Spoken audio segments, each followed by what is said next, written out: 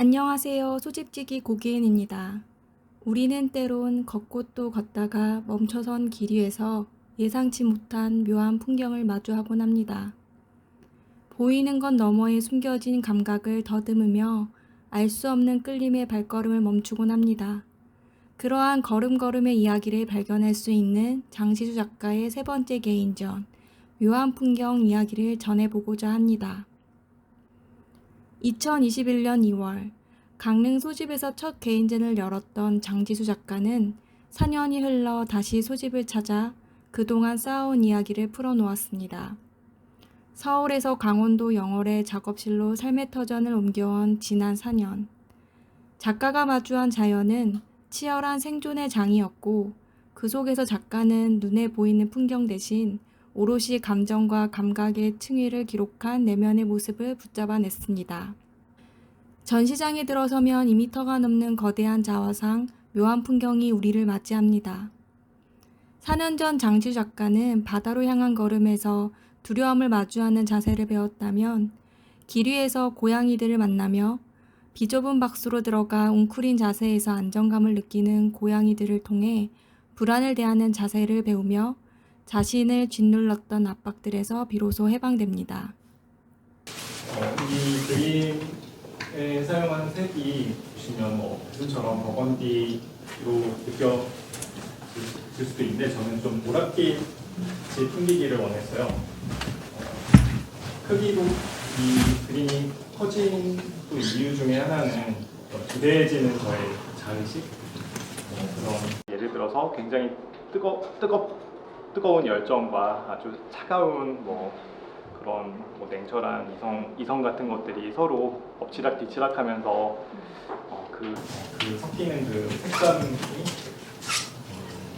보라빛처럼 풍기기도 했고 그리고 또 약간 멍드는 색감 있잖아요. 이렇게 우리 몸에 살아가면서 이렇게 부대끼고 부딪히고 이렇게 압박을 당할 때 남는 멍자국들이 있는 것 같아가지고 그것도 보랏빛처럼 느껴서 살아가면서 누구나 이렇게 가지고 있는 무게가 있잖아요. 그런 무게들이 저에게 좀 무겁게 느껴지는 그런 것들이 있었고 특히 이제 이 붓을 들고 있는데 이 자화상을 보시면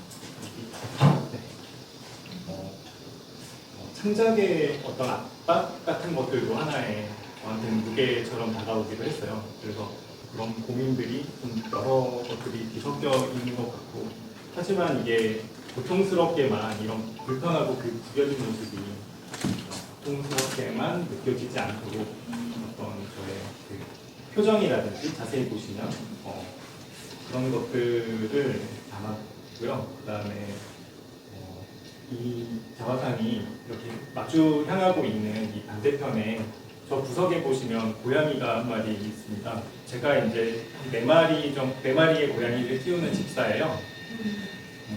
고양이들은 보면 가장 그 구석에 그리고 자기 몸보다 작은 어떤 박스 같은데 비벼져서 이렇게 웅크리고 자주 있더라고요.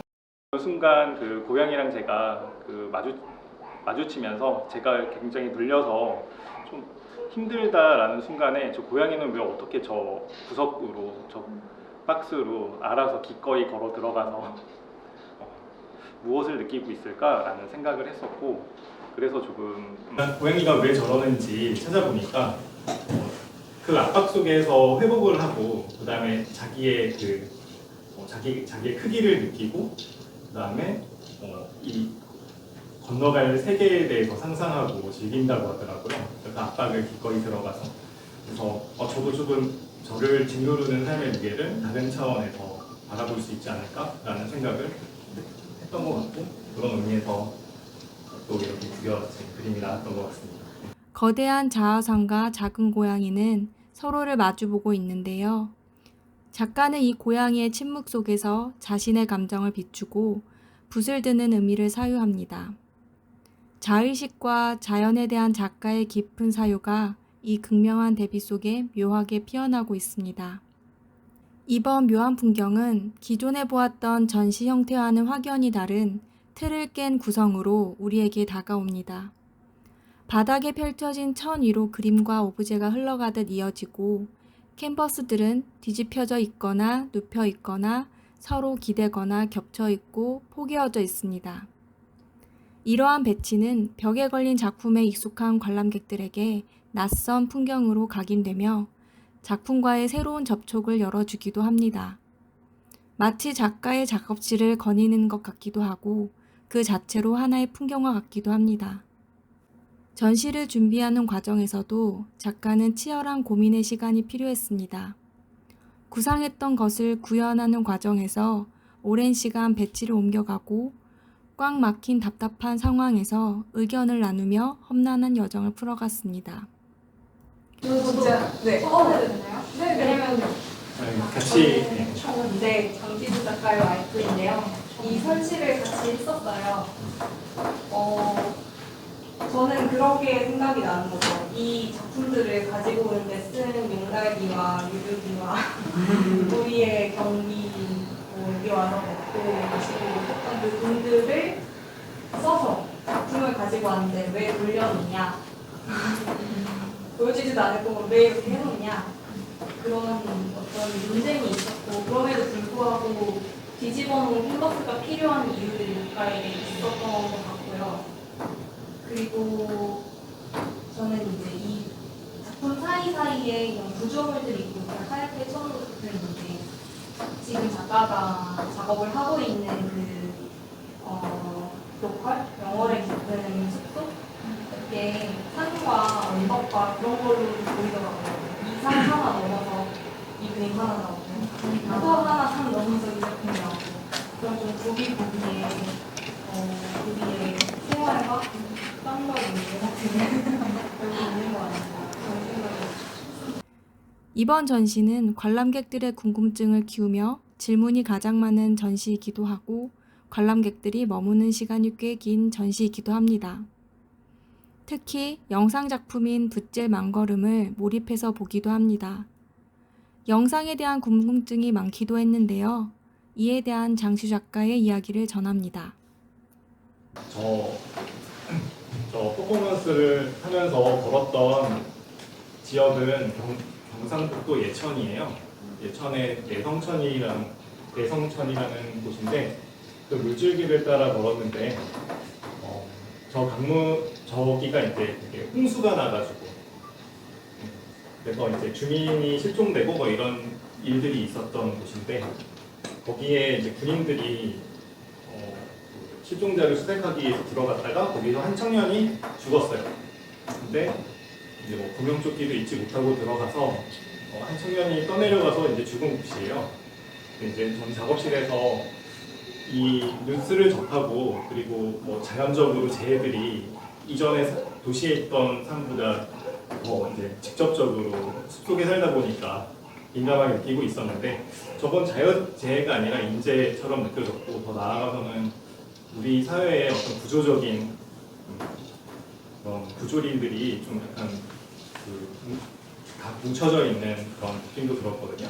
그래서 그냥 하나의 사건이라기보다는 그 현장을 또 보고 싶었던 것 같아요. 그래서 여러 차례 좀 찾아갔었고, 근데 찾아갔을 때 그렇게 큰 일이 일어났었는데 그 깨끗하고 말끔하게 치어진, 그리고 지금 보시면 되게 조용하잖아요. 조용한 풍경도 좀 초현실적으로 느껴졌고, 그리고 비도 안 오는 그냥 잔잔한 날이었는데 물살이 굉장히 셌어요. 가까이 가보면 물살이 굉장히 셌고, 무슨 얘기를 할 수 있을까요? 그래서 여러 가지 뭐 정치적인 거나 사회적인 문제를 떠나서 그냥 제 붓이 그 한 생명에 어떤 그냥 흘러가 버린 한 생명을 좀 어루만질 수 있다면 했던 그런 생각도 있었고, 그리고 말씀드렸듯이 그냥 제가 사는 터전에서 느끼는 그런 생명들에 대한 이야기, 남의 이야기가 아니어서 저 영상에서도 느껴지는 것은 사실 타인의 주동이라고 치면 정말 한없이 멀게 느껴질 수 있는 거라고 생각하거든요. 어떤 화재 이런 것들 근데 그런 어떤 아픔들, 고통 같은 것들을 작업도 계속해서 끌어오는 것이 굉장히 힘든 일이라고 좀 생각이 들어요. 여기 작은 저 디스플레이로 해놓은 저 어떤 롤케 당한 제 고양이를 구조하시고 또 하는 이야기라고 알고 있는데 그런 어떤 창작의 과정이 사실 쉽지 않은 것 같아요. 그 어떤 아픔을 바라보고 그걸 작품활동으로 계속 해나가는데 혹시 그런 것에 자꾸 마음이 기우는 이유가 있다고 생각하세요? 못 본 채 하는 것도 힘들죠. 그러니까 가만히 어떤 표현을 할 때는 표현하지 않을 때 더 힘든 순간도 있는 것 같고, 그리고 이게 그냥 같은 주파수에 좀 있었던 것 같고, 그리고 좀 저한테는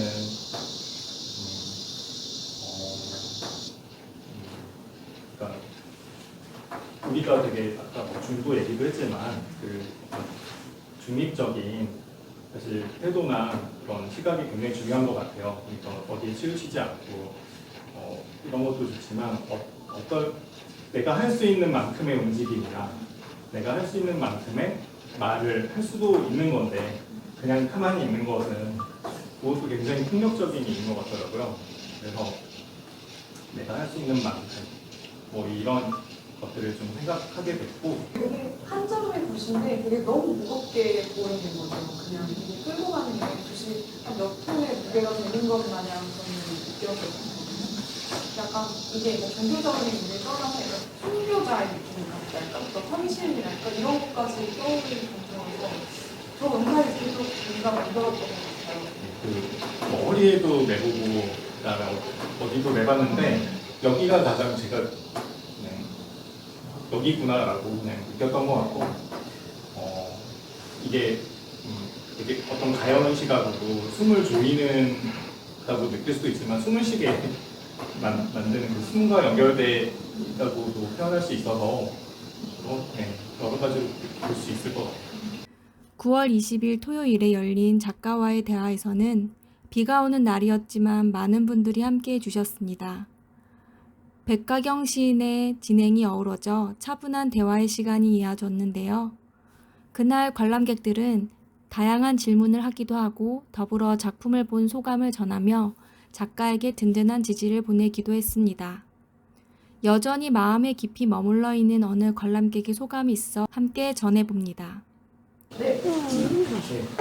저는 이제 이 그림을 보면서 처음에 이제 얼굴에 위에 이제 사는 거 보면은 화훼 같은 화훼 같은 느낌이 인간의 공해라든가 이런 거 있고, 형태의 색감에 대해서는 이제 나무에 우리가 이제 소나무에서 이제 형태를 이렇게 조각을 해놓는 껍질이 있을 때와 이제 벗겨놓은 공송이라든가 나무를 벗겨놓은 나무 질감에 그 형태를 자세히 표현해서 어떤 감정을 느끼잖아요. 사람이 살아있을 때와 푸른 소나무로 잎이 있을 때와 또 우리가 목재를 비해서 조각을 했을 때하고 질감을 작성하고, 그 다음에 이제 또 가슴을 이제 어떤 형태의 엄마의 모성애전 가슴하고, 그 다음에 또 배꼽을 참 예쁘게 그렸어요. 배꼽에서 이제 그 모성애는 또 자극적이고, 또 무릎과 또 발에 대해서는 어떤 희망처럼 내가 숨겨져 있는 어떤 이 가슴 속에 그 집합체를 내가 다리를 꼬고 있잖아요, 제가. 언젠간 이게 자유로움에, 뭐 붓을 들고 있다는 생각은 왜 발에 밑에가 있느냐. 그래서 저기는 내가 이제 뛰어날 수 있고, 그러니까 피어날 수 있고, 제가 만약에 지금은 웅크리고 있지만도, 많이 늦지만도, 내가 피어나고 뛰었을 적에, 얘가 펼쳐져 나고 꿈의 이상이 나왔을 적에, 어떤 가슴의 느낌이 이게 감정이 탁 오른다는 거죠. 그래서 내가 이렇게 그림 자체를 이렇게 보면서도 뭐, 많은 그 색감이 보이지만, 이게 목각이지만 또 살아있다는 거. 안 죽어 있는 게 아니고. 네, 살아있다는. 그걸 참 진짜 대단한 작품이라고 생각합니다. 선생님은 좀 나중에 작품을 판매할 때 영업 자원을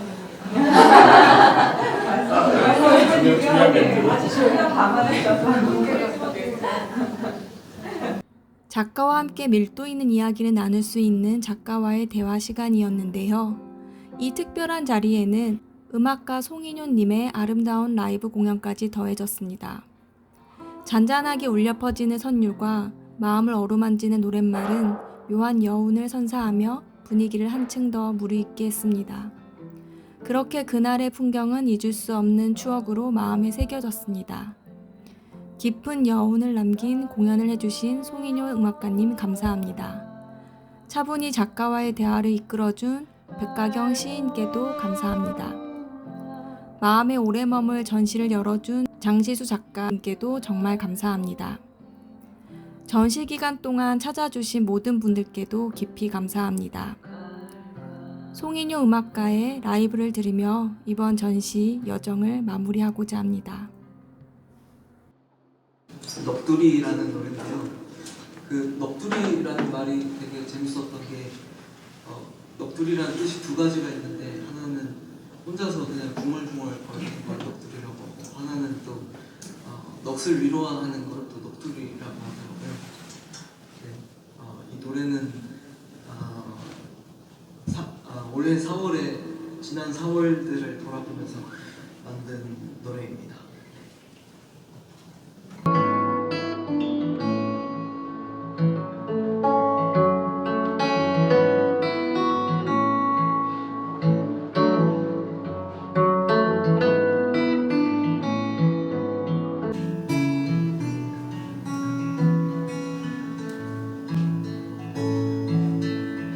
내 손을 잡고 성난 굴중 속으로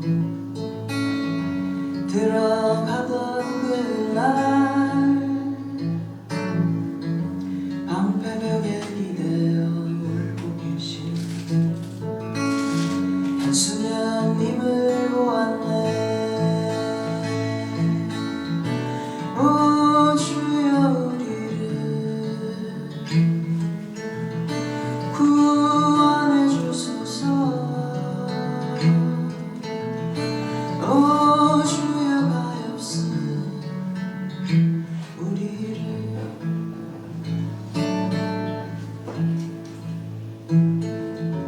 그날 나는 음침한 그곳에 갇혀서 아직도 나오지 못한 것 같아. 내가 네 손을 처음 잡았던 바로 그날부터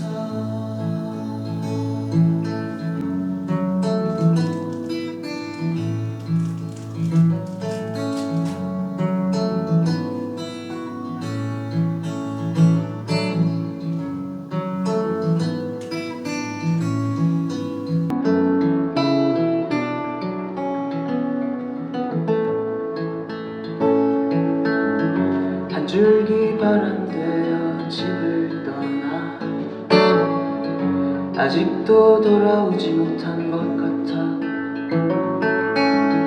내 집은 어디 있는가. 봄비가 내리던 날에 나는 말했지. 재채오 하나로 불안 포기조차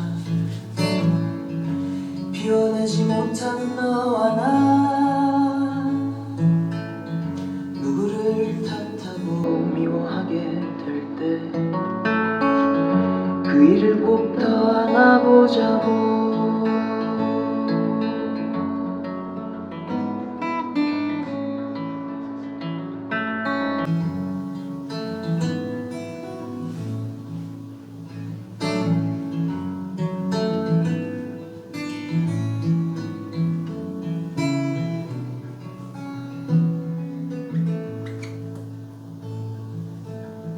무거운 죄는 비밀되어 가라앉고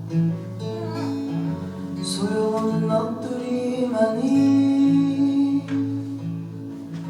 참을 수 없이 가벼운 것들과 함께 바람 따라 부유하고 있어. 수많은 계절이 밀려왔고 다시 또 쓸려가고 돌아오지 않는 세월을 기다리는 넌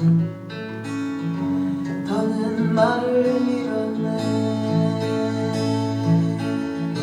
한 번 더 내 손을 잡을 수 있다면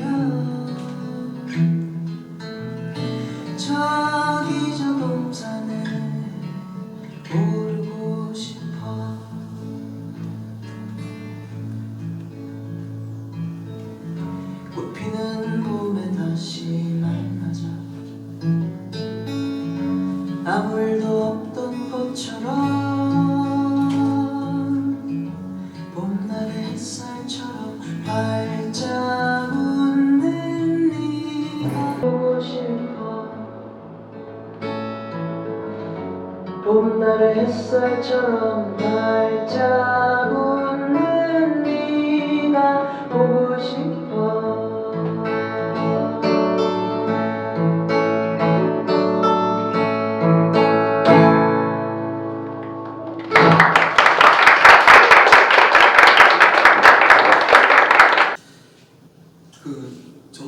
저는 어렸을 때부터 이렇게 시골에서 자랐는데 3살 때부터 이제 산속에서 자랐고, 근데 이제 그때 부모님이 이제 귀농을 하셔서 이제 내려오셨는데 200만 원짜리 집만 사가지고 그 집을 고쳐서 이제 생활을 하셨고, 저희 어머니도 미술을 하셨어요. 그래서 이제 그때 그 집에 또 이제 외양간이 있었는데 그 외양간을 고쳐서 화실로 만드셨던 기억이 있어서 저도 여기에 와 있는 게 되게 어렸을 때 뭔가 그런 기억들이랑 되게 겹치면서도 되게 묘하고, 그런데 이제 그 장지수 작가님, 형님의 그 그림이 딱 이제 들어 앉아가지고 뭔가 있는데 또 묘하면은 어떤 그 불안함 같은 게 있다라고 생각을 하거든요. 근데 이 그림이 주는 힘이 되게 따뜻하고 뭔가 편안한 그런 힘을 주어가지고 저는 이 자리에 이제 축하를 하러 왔지만 되게 어떤 그런 따뜻한 그런 축하를 더 많이 받고 돌아가는 그런 마음이 많이 들었습니다. 네. 다음 곡은 이제 맹이꽃이라는 노래 들려드리겠습니다. 맹이꽃은 어렸을 때 살던 그 동네를 생각하면서 다시 만든 노래입니다. 네, 맹이꽃 들려드리겠습니다.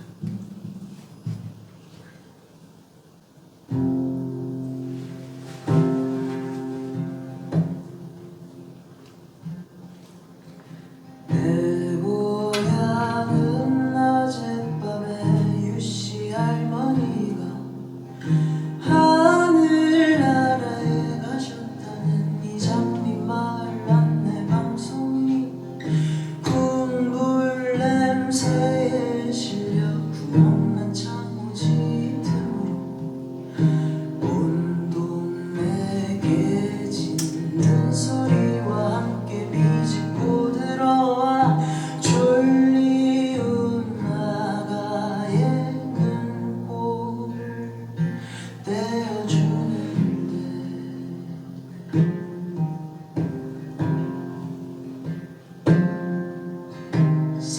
삭정이 같은 어깨에 나무 한 짐지게 지고서 왕소 걸음으로 저만치 가시는 노인과 돌아오겠다는 말도 열차 바퀴에 내던지고서 철길 따라 내달리던 차창 밖에 서서 날 보던 맹이꽃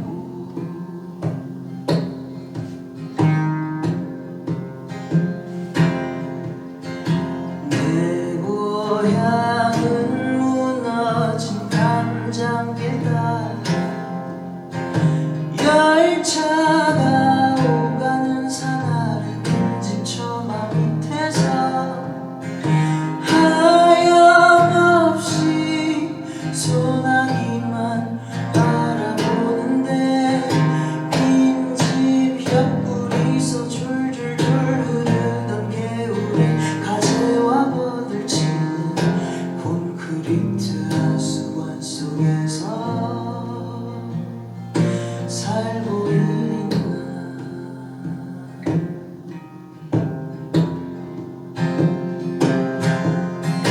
철길이 들어서기 전에 그 땅에서 흙을 만지던 보이는 보라니가 콩밭을 헤집어놔도 그래 너도 먹고 살아야지 하시네.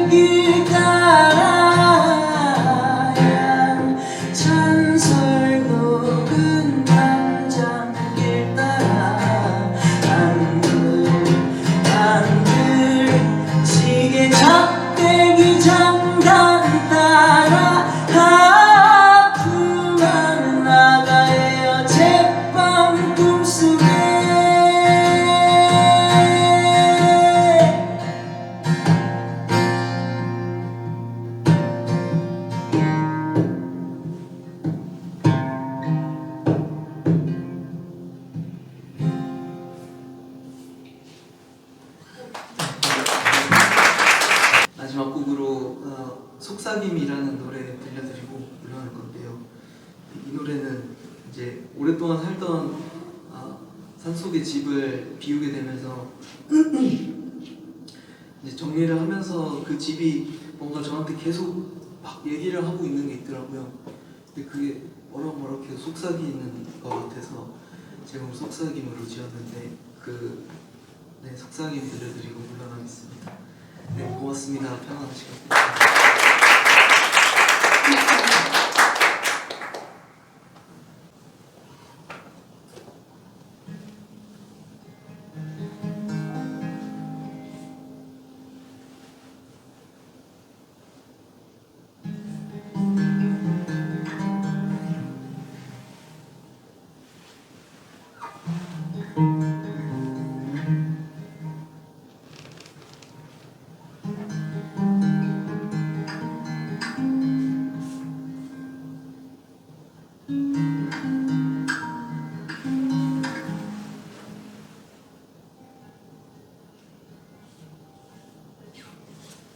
더 이상 나를 찾지 마.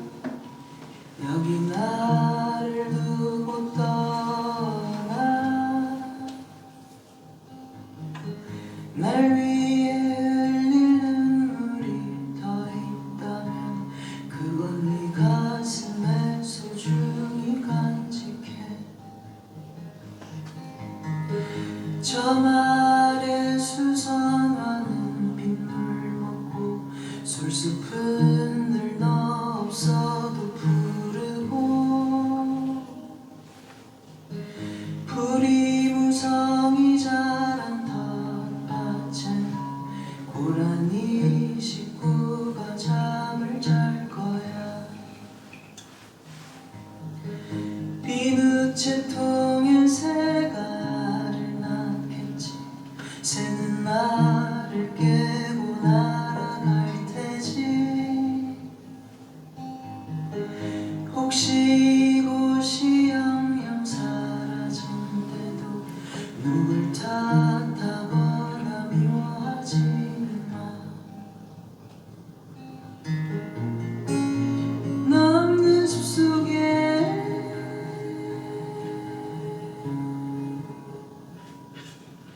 꽃이 피고 새들이 찾아와 노래하고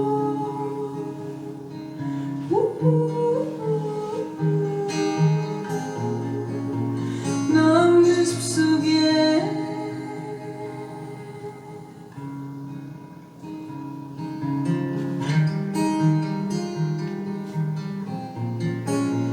너 없는 숲속에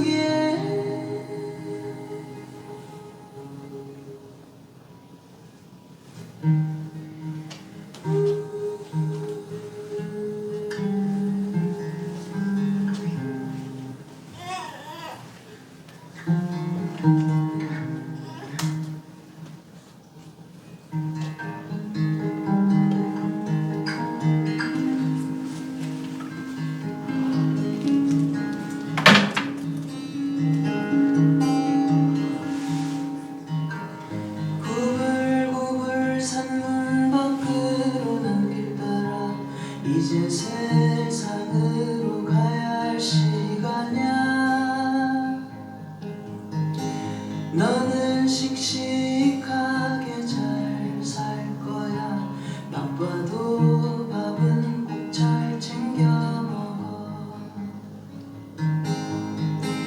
거기에서도 나를 찾고 있다면 잿빛 하늘이 되어줄게. 아스팔트 길 위